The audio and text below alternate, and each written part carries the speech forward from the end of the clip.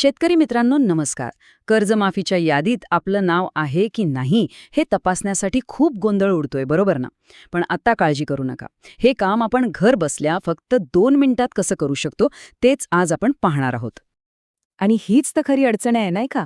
सरकारने घोषणा तर केली, पण ती माहिती प्रत्येक गरजू शेतकऱ्यापर्यंत पोहोचलीच नाही. त्यामुळे अनेक जण अजूनही संभ्रमातच आहेत की आपल्याला योजनेचा लाभ मिळालाय की नाही. असं होतं ना, बँकेत चक्रा मारून मारून पाय दुखायला लागतात, पण उत्तर काही मिळत नाही.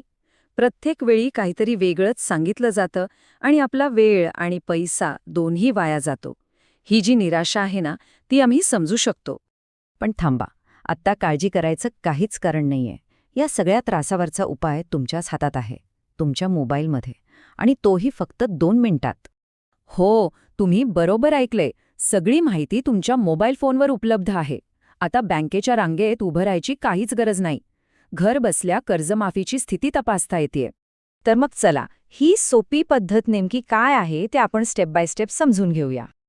पण पुढे जाण्याआधी एक छोटीशी तयारी करावी लागेल. ही काही कागदपत्र आहेत ना, ती जवळ ठेवा. म्हणजे माहिती भरायला सोपं जाईल आणि आपला वेळही वाचेल.